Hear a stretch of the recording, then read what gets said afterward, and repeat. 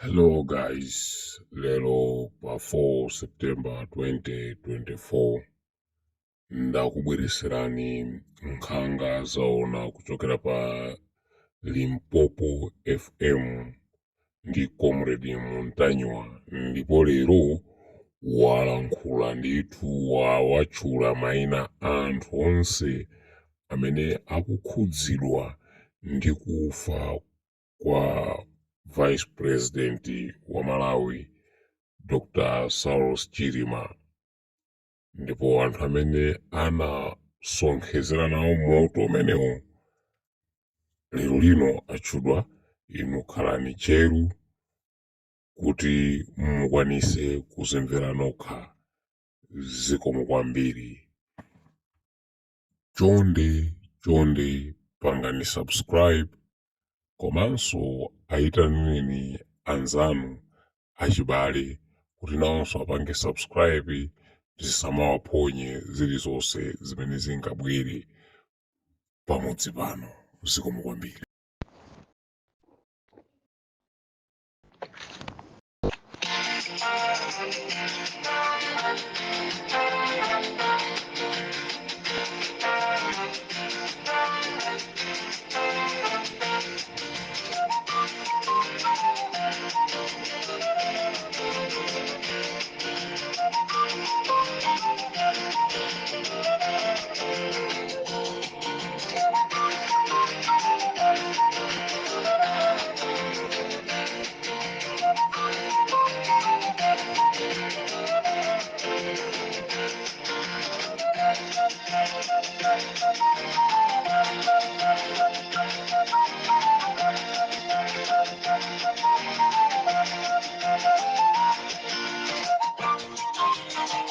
Mwaswera bwanji Amalawi nonse konse kumene muli. This is Comrade Montanywa pa Limpopo FM, programu ija ya nkhanga zaona. Mwalonjezo wa Malawi tinalonjezana kunena kuti chigawo cha kumadzulo pano tikhale tikumva mayina amene akhonza akuchikangawa secondary school. This is Limpopo FM with Comrade Montanywa, mayina a anthu amene akukhuzidwa ndi nkhani ya kuchikangawa. Aliyense akukhuzidwa malinga ndi mbali imene anatengapo. Maofesi osiyana-siyana aboma muli anthu amene akukhuzidwa amene anatengapo gawo, ngati ofesi ya OPC kumene kutitengakonso mayina anthu amene akukhuzidwa. Tili ndi ku polisi kuli mayina anthu amene akukhuzidwa amene amayenda ndi anthu aku Israeli, ndipo ku ame tili ndi azisogoleri kumeneko amene akukhuzidwa pa imfai, komanso ku airport meteorologist kuli anthu osiyana-siyana, komanso kuli anyamata IMCP amene akukhuzidwa ndi nkhani imeneyo. Ku UTM kuli anthu amene akukhuzidwa. So ndi anthu osiyana-siyana amene anachipanga chinthuchi kuti chikafike potheka mpaka iwo akachite succeed. This is Comrade Montanywa on Limpopo FM, chigawo cha kumadzulo. Amalawi ambiri akhala akuyembekezera. Tayitana nane bawo, tauzani awo azibwera, yalulani malondawo, mukamvere nkhanga zaona, mutafika ku nyumba. This is Comrade Montanywa on Limpopo FM. Ndipo mayinawa tiyapereka, mayinawa achulidwa mmene talandirira, palibe kuonjezera, palibe kuchosera. Mayina onse aponyedwanso pa social media kuti mwaone mmene talandirira Afrikanso choncho. Tikuwuzeni chimene chimachitika Amalawi pamene tikupanga zinthu zathu, timaona ngati anthu ena akukondwa. Mayina awatu ena amene amadziwa china chilichonse chimene chimachitika, anthu okhuzidwa angotitumizira pa Limpopo FM. Osadana ndi Montanywa iyayi, musanade ndi Montanywa, mudane ndi anthu amene kutumiza ku Limpopo FM. Bwanji sana tumize ku maradio enawo. This is Comrade Montanywa pa Limpopo FM.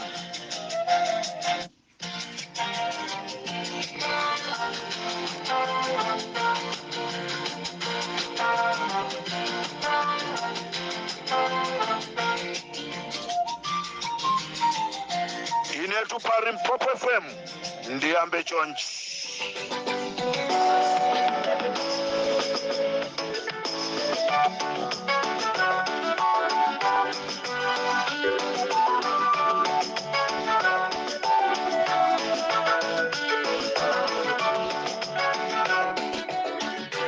Akuti takuikani pamwezo ndipo taona kuti mwaperewera. Takuikani pamwezo mwapezeka mwaperewera, ufumu wanu wawerengedwa ndipo tauona kuti waza. Ena kwausa ana kunena kuti simisani matelefoni ano pasapezeke osegula Limpopo FM.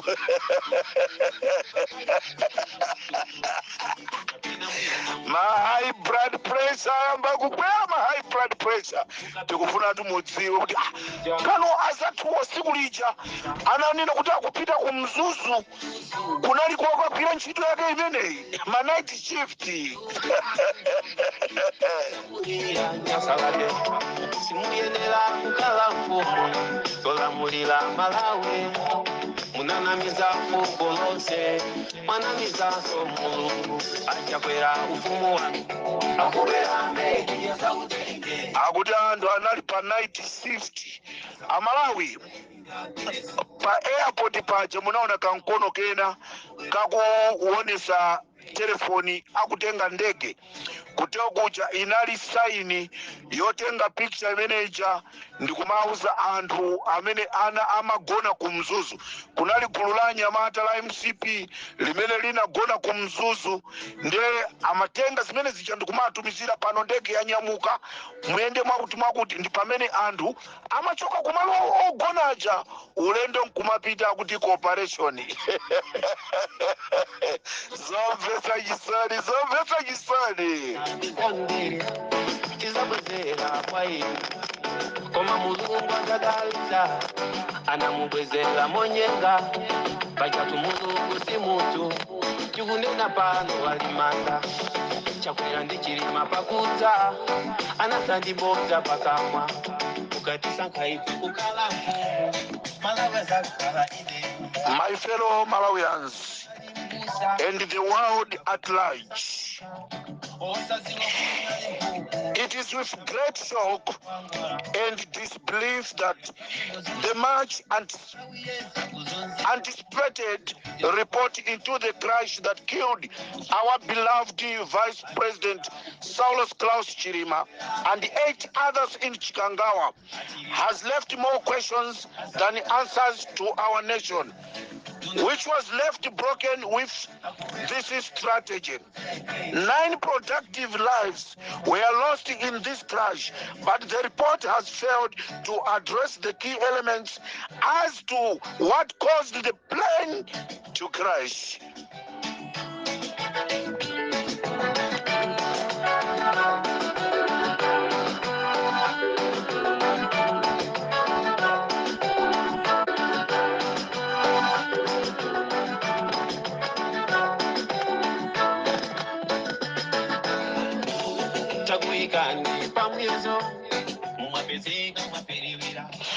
Malawians are now more confused with lack of honesty and accurate information as report on several occasions is contradicting earlier statements made by relevant authorities in handling the situation. We call upon Reverend Chakwera for once to act as a man of God that the portrays to be to address this nation and make it clear on the following contradiction that have risen from the report and what he told the Malawian nation on camera.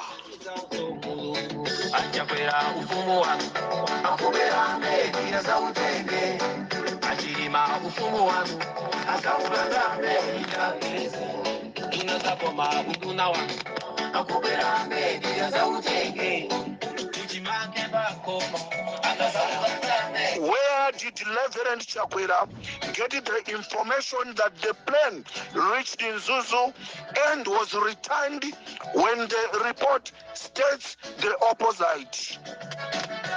Where is the plane's black box, which which his Minister of Information told the nation it was secured, but the report says there is no black box. Number three, what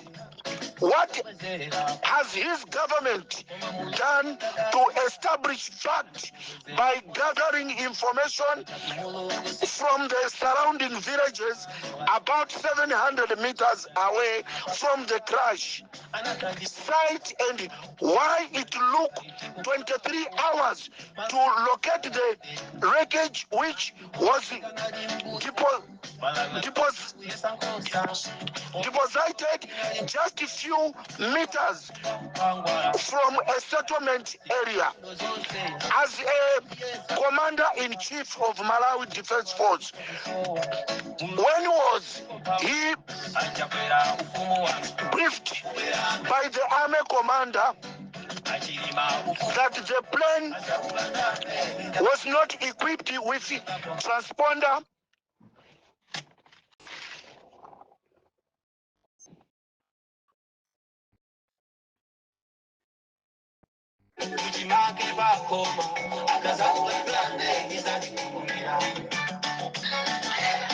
As the commander-in-chief of Malawi Defense Force, when was he briefed by the army commander that the plane was not equipped with transponder, black box, cockpit voice, recorders, and emergency equipment?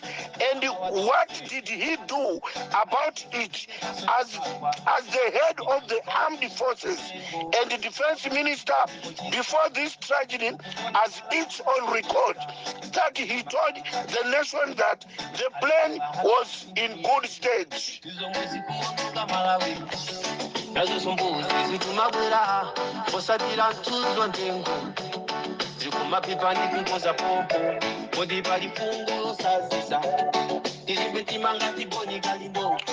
Why is there no commission of inquiry instituted until today by Reverend Chakwera government to at least show commitment that his government is concerned and wants truth established in what really happened before the technical report as to what caused the plane crash? Why are we having a series of different information from the president, his ministers, army officials, and investigators on the same issue? Who is lying to Malawians and who is saying the truth?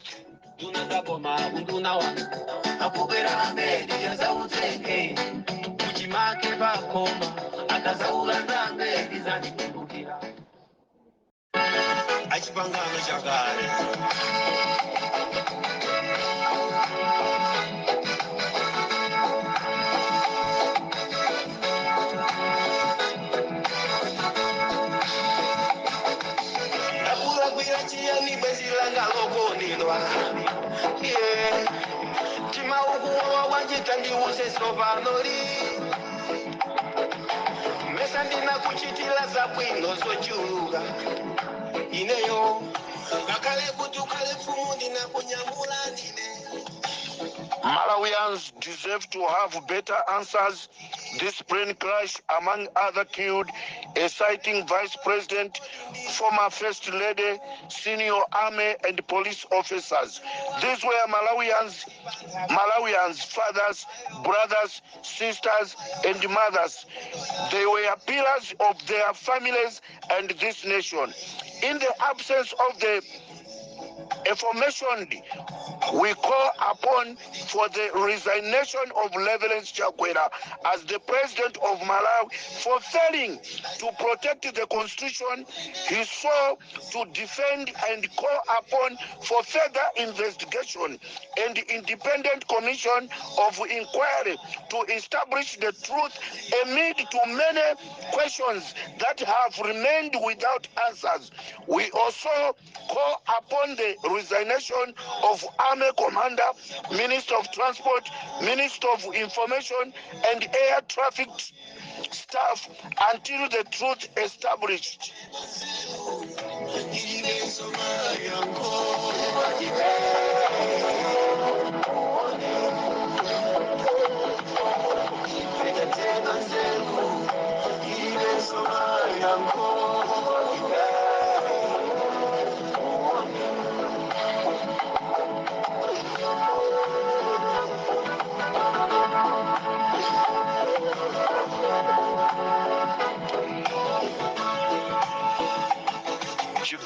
kumazuro pa Limpopo FM akuti mungotiphe muone. Ndiye pano tifuna tibwere ndi mayina onse amene akukhuzidwa ndi imfa ya Achilima.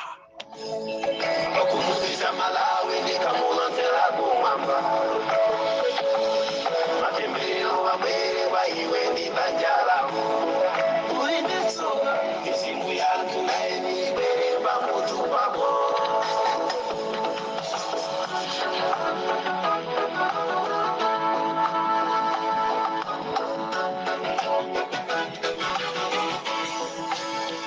Dzina loyambirira ndi president wa dziko la Malawi akukhuzidwa ndi imfa ya anthu 9 aja chifukwa cha negligence. Ma statement amene akutiuza ife a Malawi sakugwirika. Dzina la number 2 Army Commander a Valentino Phiri akuyenereka kuti atuza Malawi zoyenerera zenizeni kuti ndege zinatheka bwanji kupezeka yopanda black box, zinatheka bwanji ndege imeneyi akuziwa zona kuti ikukatenga vice president iwo ndikuilola ndege imeneyi ndikukhala yopanda zipangizo kuchokeratu mu report limene lanenedwa lija. Achiwiri kwa akomanda a General Kalusha tikufuna mutiuze zinakhala bwanji a Priska Bondangaga a Daudi Suleimani amene anazimisa china chilichonse ku Makra. Tikufuna atuze a Daudi Suleimani, a Vice President a Michael Usi. Tikufuna mutuuze inu ndi amene mmatenga nkhani uku kukapereka uku. Avera Kantukule, Akalista Mutalika, Akunkuyu, Achimwendo, Atabo, Akeni Zikale Ngoma, Ahale Mkandawire, Ajese Kabwira, Asosteni Gwengwe, Commissioner wa prison zinatheka bwanji.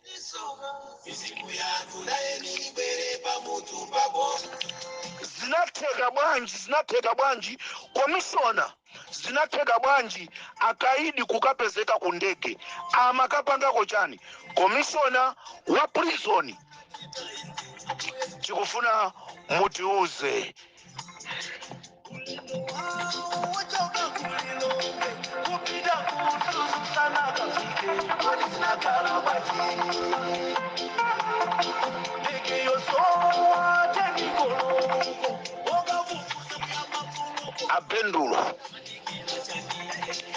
Abendulo tikufuna mutuuze. Amalawi tikuyembekeza mayankho kuchoka kwa inu. Agnes Njalonje, Agotani Hala, Asonika Mpondeni, Antinta ku polisi kweli ya 30, Mainyirongo kweli ya 30, Amonika Chakwera amaya president. Mutithandize Aniki Chakwera mmakatani ku Mzuzu anthu munanyamulacha mmapita nawo kuti. Amasauko chankakala a Steve Kayuni akhumbizeka Ndodo achiponda a Joyce Banda a Nicholas Dausi akondwani na Nkhumwa a Frank Mwenefumbo.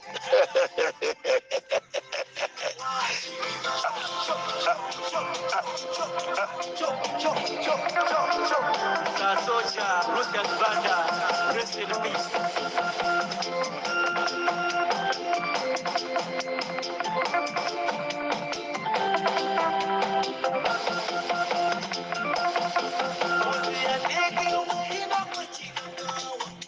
Tikoti aliyesa anatenga gawo lake. Kunali mameeting amene mmapanga usiku waja. Lero tundi zitu zatuluka. Maina onse amene atulukawa ena amakhala nawo mameeting sikuti anakamenya Chilemayo ndikumupha yayi.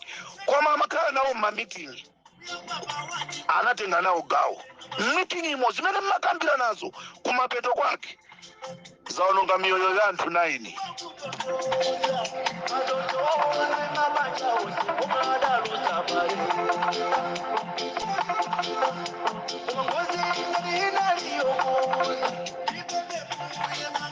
Katika timu kuli Ephraim Chivunde, kula Gift Trampezi, Endua Mwagasungula, Apompio.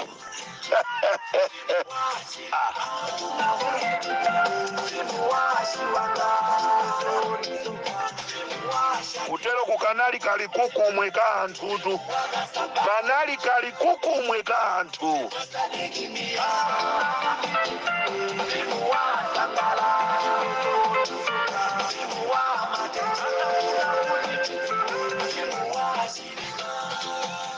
Ndetiri ndi mayina amene tapasidwa anyamata amene anakapezeka kumaloku.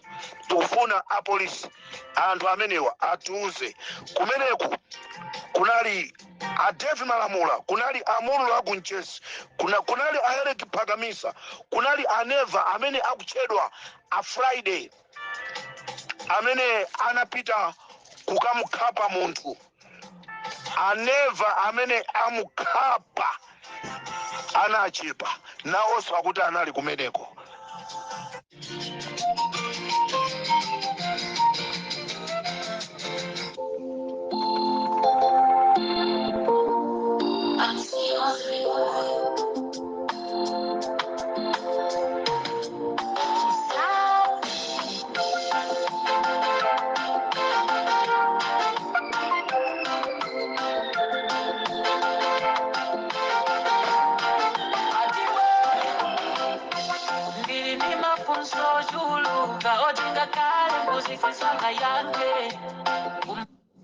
Ukoza kuiponya imeneyo yapanga umayinono kabusa Wadiwira kwa Malawi sikukumbeka kapena mpando wako mwapeza zonse zosowa tikuja magomoni kodi yanga nditakaponya kwa inu kodi mungati tikulowera kukenani kapena kali modola. Kunali tu AGCC tukunkhala ngoku, kunali Adala Kadula, kunali Hobson wa polisi wa ku area 30 ndi anyamata aku Rwanda.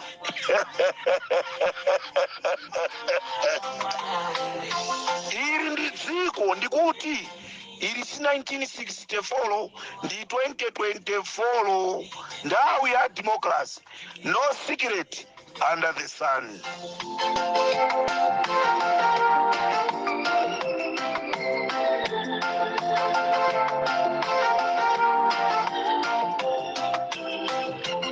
Tikuti Sulaimani Abendulo anatenga mbali pozimisa matawa ndi kupha mafoni a anthu manetwork komanso kukafufuta zofunika oti mafoni onse atatengedwa Sulaimani ndi Abendulo ndi amene anagwira ntchito yokafufuta zimene amayankhula achilima ndi azibale awo. Koma anthu munafasa anga matia kubwerawo amachokera nsoku Amerika kodi sino nomwe mukati covid tikuti akomishona andende akaidija anakatulusa ndi ndani kumaula mchifukwa cha akomishona tikufuna nawonso atiyanke. Amuwanga ana mgulu lomweli amuwanga ndamene amayenda ndiye aku Israeli anankhumwa ati amafuna kukhala lani nimeti koma akuluakulu palibe chisisi.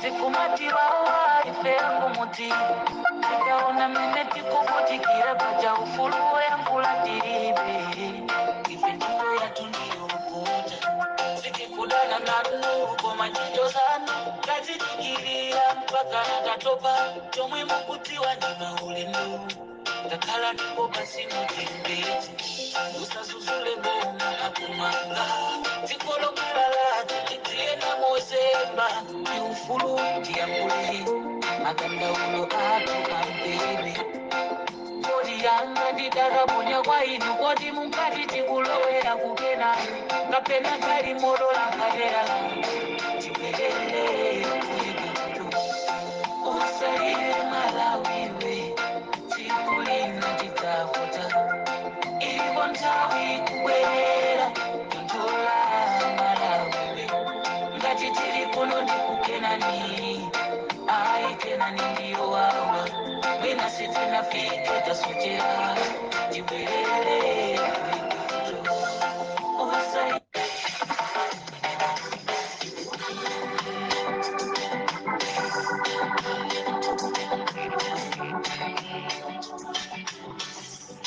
Amalawi ndikatero sopari mpopo FM tisene pomwe pa tikumane mawa chifukwa mainawa ena akhala akubwerabe mainawa akhala ena akubwerabe maina amenewa anthu nonse mukugwira ntchito pakufunika mubatula kai ntchito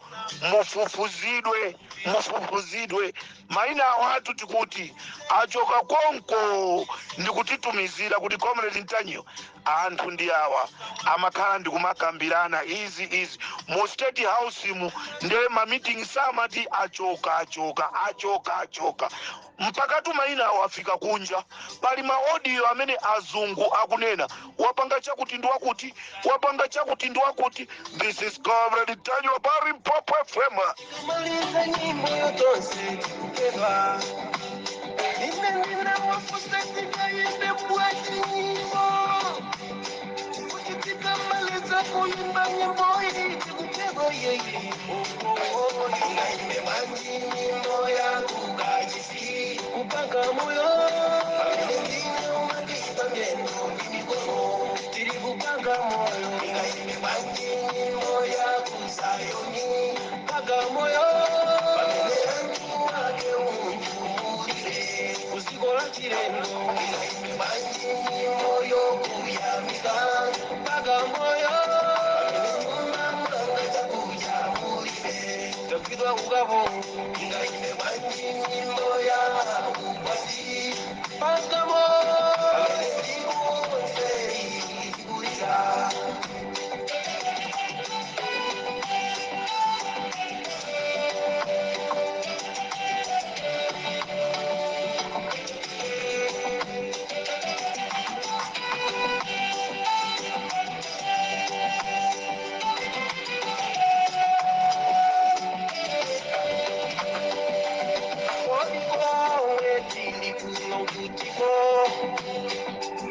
kugombera nyanja kutoa wankere kapita banji kugombera chabe wina wake uoneka ngati mbusa analindima ufanana Mpopo FM ndi comrade Ntanyiwa ndikateronso tisiyane pomwepa pamene tikumva mainawa akutchulidwanso maiko azathu achizungu sikuti tu ine ndikungopeka zinthuzi zafika kale pena paliponse.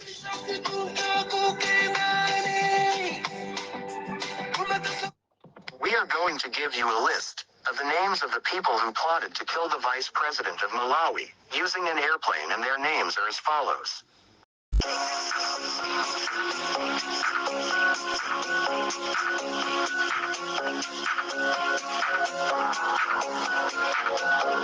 Lazarus Chakwera, President. Ezekiel Noma, Minister of Security.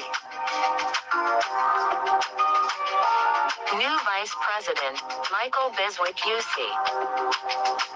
Moses Kankiyu, Minister of Information. Paul Valentino Piri, Malawi Army Commander. Chimwendo Banda, Minister of Local Government.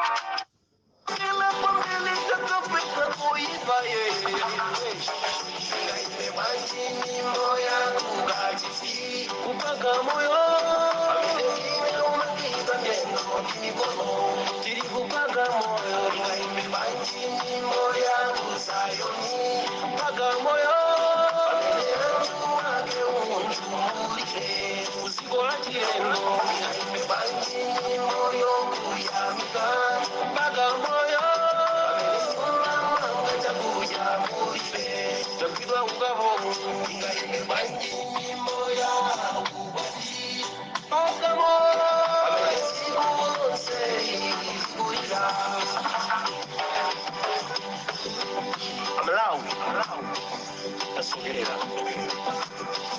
cheni toshe mtima mmoja tukulee kumbuyo mwezi kifago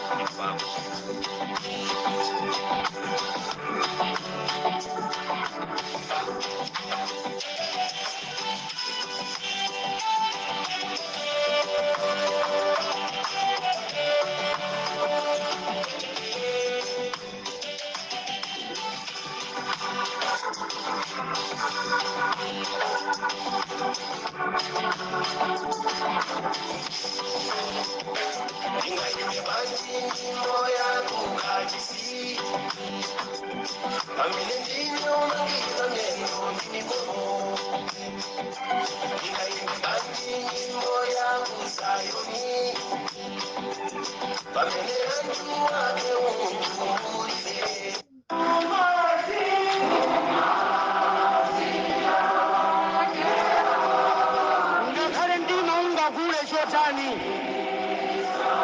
kucha nditu